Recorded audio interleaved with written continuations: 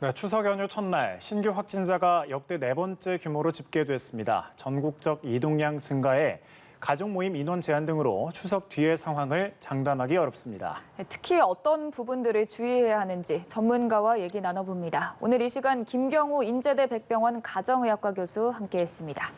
어서 오십시오. 네, 안녕하세요. 네, 교수님, 추석이 연휴가 이제 또 시작이 됐고 많은 사람들이 또 모이는 시기죠. 어제부터 가정 내에서 8명씩의 모임이 이제 가능해졌잖아요. 물론 이제 백신을 맞은 사람 포함해서 전국적으로 확산되는 거 이걸 좀 가장 지금 우려하고 있는데 개개인별로 좀 어떤 점을 좀 조심해야 될까요? 네, 저 방역 당국에서 안내한 그 추석 연휴 방역 지침을 잘 숙지하시는 것이 좋겠는데요. 예를 들면 이제 대중교통, 뭐 기차나 버스, 또 비행기 이런 걸 탑승하실 때 마스크를 잘 착용해 주셔야 되겠고, 또 이제 아무래도 큰 소리로 말씀하시다 보면 비말이 나갈 수가 있으니까 전화 통화 같은 경우엔 따로 이제 통로에 가서 하신다든지 네. 또 좌석에서 뭐 드시는 거 이런 것도 좀 피해 주셔야 되겠고, 무엇보다 좀 의심 증상이 있으시면 이런 걸 타고 이동을 하지 말고 PCR 검사를 받으셔야 되는데요. 간혹 이제 여행을 하셨다가 같은 기차 칸에서 확진자가 있다고 문자를 받고 검사를 받으러 오시는 분들이 계신데, 그만큼 좀 조금이라도 증상이 의심이 되시면 그런 교통수단을 이용하지 말고 검사를 받아주시는 것이 필요할 것 같고, 또 이제 가정 내 8명까지 모임은 이제 허용됐고, 하지만 또 이제 다중이용 시설들을 이제 가족들이 같이 이용할 때는 8명 이상 가시면 안 되겠고, 아무래도 가족끼리 가정 내에서 모이는 것과 또 아니면 다중이용 식당이라든지 이런 데 여러 사람들하고 같이 노출이 되는 것과는 감염 위험이 높기 때문에 가급적이면 가족끼리 가정 내에 계시고, 또 필요하면 이제 음식을 이제 포장해서 사서 드신다든지 하는 것들이 필요하겠고, 또 이제 이미 방역 당국에서 안내한 것처럼 가급적이면 만남 시간을 줄이시고 또 충분한 환기를 해주시고 이렇게 하는 노력들이 필요하겠고, 아무래도 가정 내 전파의 가장 큰 위험 요인은 이제 감염 의심, 감염 가능성이 있는 분들이 가족 모임에 참여했느냐가 가장 중요하기 때문에 가급적이면 예방접종을 맞으신 분들, 특히 이제 어르신들이 맞으셨을 때만 찾아뵙고, 조금이라도 의심 증상이 있으시면은 적극적으로 검사하시고, 또 무증상이라고 하더라도 이제 백신을 안 맞으셨던 분들은 PCR 검사를 먼저 해서 혹시 나도 모르게 감염시키지 않는지 이런 것들을 확인하시고 뵙는 것이 필요할 것 같습니다. 네, 근데 지금 추세가 많이 무서운 게 신규 확진자가 이틀째 2,000명대로 금요일 기준 최대 규모를 기록한 상황에서 사실 추석 연휴 때 지난 여름 휴가철처럼 이 수도권의 확진자들이 비수도권으로 퍼져나가진 않을까 우려하는 시각도 많이 존재하거든요. 네, 충분히 그런 위험성이 많고요. 그래서 지난 7월 말 8월 초에 휴가를 다녀오시고 나서 8월 둘째 주쯤에 이제 신규 확진자 수가 19% 증가한 적이 있기 때문에 이번에도 얼마든지 그럴 가능성이 있겠고, 여름 휴가 때와 다른 점은 지금 이제 백신 접종이 많이 진행되고 있고, 또 하지만 또 나쁜 점은 그때보다 이제 델타 변이 바이러스가 더 많이 차지하고 있기 때문에 전염 전파 위험성이 더 높아졌다고 봐야 될 것 같고요. 이제 추석 연휴 방역 수칙을 국민들께서 잘 지켜주실 것으로 예상이 돼서 작년 추석하고 비교해서 올해도 좀 확진자가 늘지 않았으면 하는 바람이 있는데, 그때와는 좀 상황이 너무 달라서 이제 작년 추석 당시 국내 신규 확진자 수를 보니까 70명, 60명, 70명대였거든요. 네. 그리고 변이 바이러스도 유행하지 않았고, 그렇기 때문에 그때와 지금을 좀 비교할 수는 없기 때문에 지금은 이제 쉽게 전파가 일어날 수가 있기 때문에 조금 더 방역 수칙을 더 잘 지켜주시는 노력들이 조금 더 필요하실 것 같고요.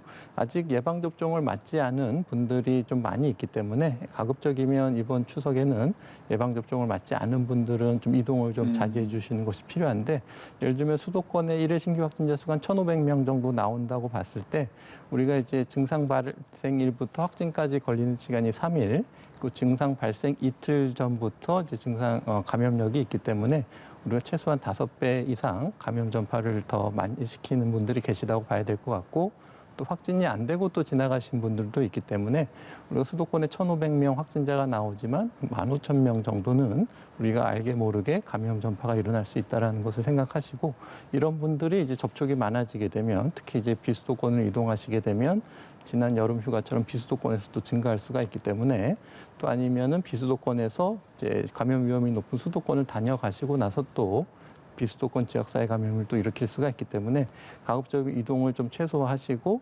조금이라도 증상이 의심이 되시면 적극적으로 검사받는 노력들이 필요하실 것 같습니다. 네, 추석 연휴 기간 특히 더 조심을 해야 되겠네요. 백신 접종 상황을 보면 추석 전 어제 오후까지 기준입니다. 백신 1차 접종률이 70%를 넘기면서 정부의 1차 목표를 차질 없이 달성을 했는데 이 정도면 단계적 일상 회복으로 갈 수 있는 최소한의 기준을 마련했다 이렇게 볼 수 있을까요? 네, 최소한이라는 표현이 좋을 것 같습니다. 네. 그래서 이제 1차 접종률 70%, 그동안 좀 많은 어려움이 있었지만 중간 목표, 1차 접종 70%가 최종 목표는 아니기 때문에 지금부터 시작이라고 할 수가 있겠고요. 네, 지금부터 더 할 건 이제 2차 접종률을 좀 더 높이고, 네. 그다음에 접종 완료를 하셨지만 돌파 감염 때문에 위중증으로 빠질 위험성이 있는 분들에 대한 추가적인 보호 정책, 그리고 백신을 아직 맞지 못한 임신부나 소아청소년에 대한 백신 접종 확대, 이런 노력들이 조금 더 필요할 것 같고요. 확진자 수는 계속 늘어나고 있지만 특히 이제 50대 분 같은 경우에는 접종을 지금 2차 접종률이 점점 증가하고 있기 때문에 미미한 수치긴 하지만 50대 분들은 지난달에 비해서 이제 발생률 자체도 한 20% 줄고 또 사망자 수 자체도 이제 60% 정도 줄고 있어서 네. 그리고 이제 확진자분의 이제 사망하시는 분 비율도 줄고 있기 때문에 특히 이제 50대 분들 중심으로 백신 접종 효과가 빠르게 나타나고 있어서 지금 18세에서 49세 같은 경우에도 지금 접종이 이루어지고 있기 때문에 추석 지나서 이제 많은 분들이 접종률이 올라가게 되면 확진자 수나 위중증으로 진행될 가능성이 조금 더 줄어들 수 있을 것 같은 그리고 조금 더 희망적인 기대를 가질 수가 있기 때문에 정부에서 말한 것처럼 이번 추석이 이제 마지막 고비일 수가 있기 때문에 이번 추석만 잘 넘기시고 많은 분들이 백신 접종률이 올라가게 되고 고위험군에 대한 추가 접종이 진행되게 된다면 그리고 백신 접종 연령이 더 확대된다면 우리가 보다 조금 더 일상에 더 가까이 다가갈 수 있는 계기가 될 수 있을 것으로 예상이 됩니다. 네, 말씀하셨다시피 일단 정부가 백신 접종의 속도전을 내고 있는 상황입니다. 이제는 2차 접종도 10월 말까지 70%로 끌어올리겠다 이런 목표를 내세웠는데 의료적인 역량은 충분하다고 보시나요? 네, 지금까지는 순조롭게 된 것 같습니다. 이제 백신 수급도 지금 원활해졌고 또 국민 동의율도 높기 때문에 말씀하신 것처럼 백신 접종을 하는 의료 역량, 그러니까 양적인 면에서는 이제 충분하다고 보고 또 질적인 면에서도 오접종을 좀 많이 줄이려는 노력들을 하고 있고 그렇기 때문에 우리가 조금 더 보완해야 될 점은 조금 더 노력을 해야 될 것 같고요. 또 이제 한 가지 문제는 백신 접종을 맞고 나서 이상 반응이 생기셨을 때 진료를 좀 잘 받으실 수 있게. 그러니까 백신 접종을 맞고 나서 여러 가지 증상이 생기시는데 이것이 백신하고 인과관계가 있든 없든 또 좀 진료가 필요하신데 또 아직까지 많은 의료기관에서 백신 접종 이상 반응에 대해서 경험이 좀 충분하지 않기 때문에 일단 1차 의료기관에서 이제 백신 이상 반응으로 진료를 받는 분들 조금 더 체계적으로 진료를 할 수 있는 그런 시스템이나 가이드라인을 좀 많이 보급하는 것들이 필요할 것 같고요. 그래서 이제 1차 의료기관에서는 일단 이것이 응급이고 바로 큰 병원으로 보내야 되는지 판단을 하고 그렇지 않다고 하면은 우리가 이제 백신 부작용과 관련된 혈소판, 혈전 수치, 심장 효소 수치 이런 것들 기본적인 검사를 직접 하지 못하면 체열을 해서 어디 기관에 보낸다든지 그리고 당장 조금 큰 병원으로 이송이 필요한 경우에는 바로 연계해서 병원으로 이송한다든지 이런 백신 이상 반응을 좀 체계적으로 진료할 수 있는 시스템을 조금 더 보완하는 노력들도 같이 좀 의료 역량에 좀 필요할 것 같습니다. 네, 이 말씀하신 이상 반응 신고가 접종률이 늘면서 이것도 같이 늘고 있거든요.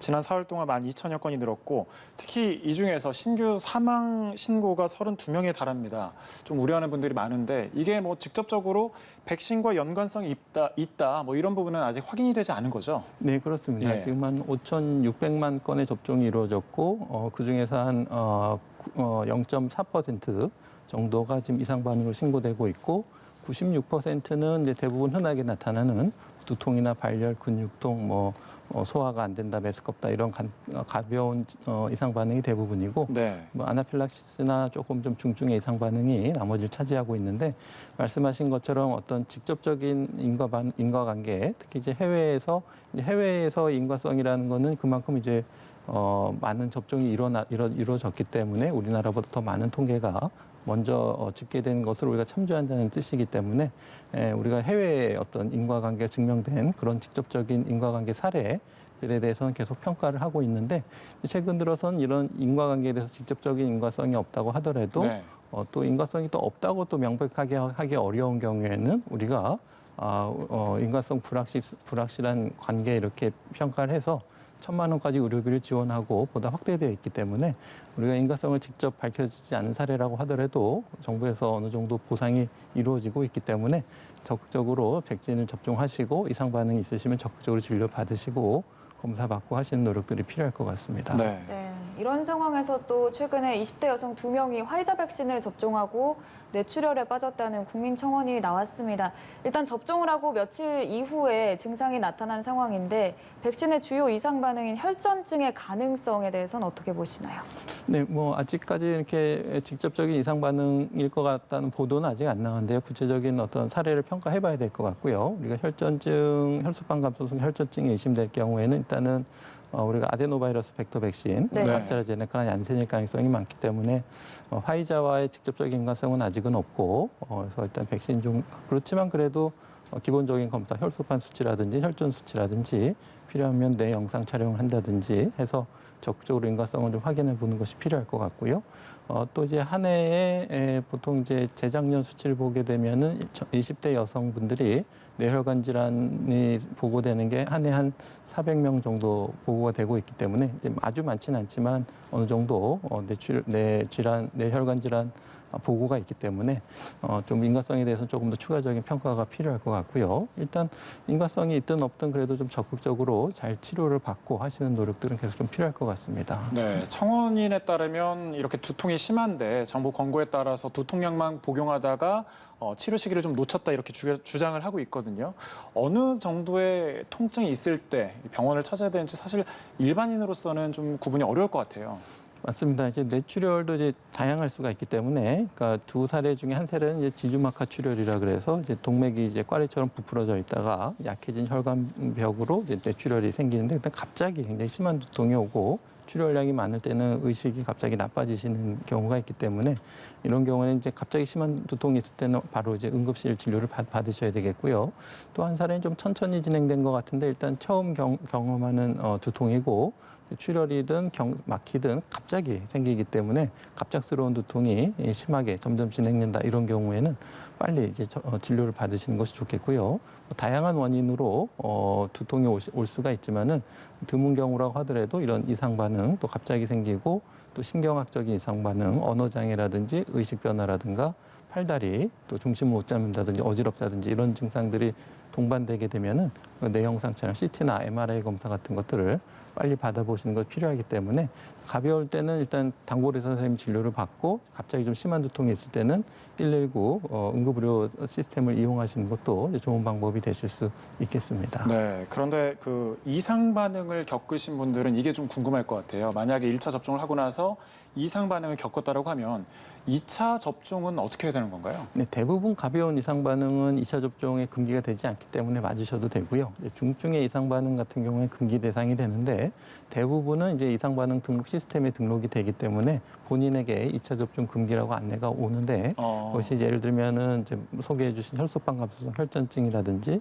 심낭염이라든지 길랑발해 증후군 같은 신경학적인 증상이라든지 또 이상 관계가 밝혀진 중증 이상 반응이 있으면 진료를 2차 접종을 받으시면 안 되겠고 갑자기 심한 알레르기 반응, 아나필락시스 또 아나필락시스와 유사한 심한 알레르기 반응이 있는 경우에도 이상 반응 평가에서 2차 접종 금기 대상을 권고할 수가 있겠고 다만 이제 아스트라제네카 같은 경우에 1차를 맞고 파이자를 2차를 맞으실 수가 있기 때문에 아스트라제네카에는 금기지만 mRNA 백신, 파이자나 모더나는 맞아도 된다 이런 경우에는 교차 접종을 허용할 수가 있기 때문에 일단 이상 반응 시스템에 등록돼서 특별한 금기라고 연락을 받지 않으신 분들은 2차 접종을 하셔도 되고 또 예진 당일날 또 예진을 통해서 2차 접종의 금기 여부를 확인하실 수가 있기 때문에 일반적으로 생기는 가벼운 이상 반응은 2차 접종을 큰 문제 없이 맞으셔도 무방하시겠습니다. 네, 백신과 관련돼서 조금 더 질문을 드려보도록 하겠습니다. 미국의 질병통제예방센터에서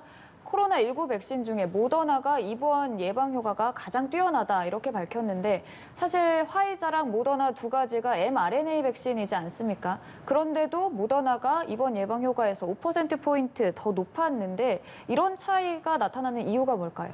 일단 이 연구를 조금 더 이제 잘 살펴봐야 될 것 네. 같고요. 이 연구는 미국에서 이제 3월에서 8월까지 한 4천 명 대상으로 한 연구가 되겠고, 이제 5% 정도 이제 포인트 차이인데 우리가 충분한 어떤 영향을 줄 수 있는 다른 요인들에 대한 충분한 보정이 됐는지 좀 확인을 해봐야 될 것 같고요. 그러니까 이제 특히 델타 변이 바이러스의 영향이라든지 이런 것들에 대한 충분한 보정이 좀 필요할 것 같고. 입원이라고 하게 되면은 우리가 위중증뿐만 아니라 이제 폐렴, 산소 보조 치료가 필요한 경우에도 입원을 할 수가 있기 때문에 입원한 환자분들의 중증도 좀 봐야 될 것 같고, 일단은 이제 5% 차이면 큰 차이가 아닐 수도 있지만 그래도 약간 좀 모더나가 좋을 수는 있겠는데 진짜 더 얼만큼 좋은지는 좀 추가적인 연구가 조금 더 필요할 수가 있겠고, 5% 차이는 뭐 그렇게 큰 차이는 아니라고 봐도 될 것 같아서 일단은 뭐 파이자든 모더나든 자에게 주어진 백신은 적극적으로 접종하시는 것들이 현재는 좀 필요하실 것 같습니다. 네.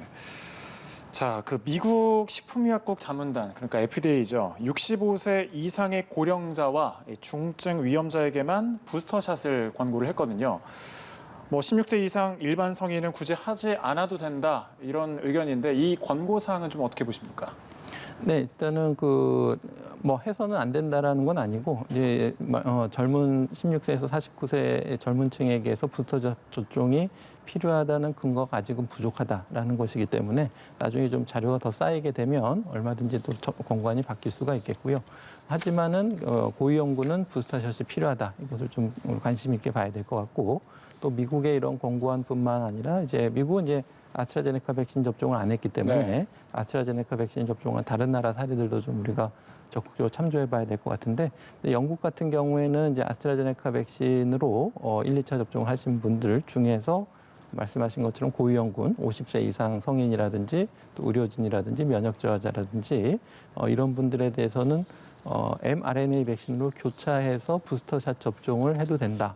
다음 달부터 할 예정이다. 이렇게 발표를 했기 때문에 우리나라도 좀 그걸 좀 참조해서 특히 이제 60대 이상 어르신들 중에서 아스트라제네카 백신으로 1, 2차를 하신 분들, 또 의료진 중에서 아스트라제네카로 1, 2차 접종하신 분들 같은 경우에, 그다음에 얀센 백신 하신 분들 중에서 또 고위험군이 있다면은 mRNA 백신으로 교차 접종하는 것에 대해서 우리가 조금 더 자료를 검토해서 우리나라에서도 교차 부스터 접종을 고위험군에 대해서 접종을 도입하는 방안에 대해서도 적극적으로 검토하는 것이 필요할 것 같습니다. 네, 지금까지 김경호 인제대 백병원 교수와 함께 관련 내용 얘기 나눠봤습니다. 고맙습니다. 고맙습니다. 감사합니다.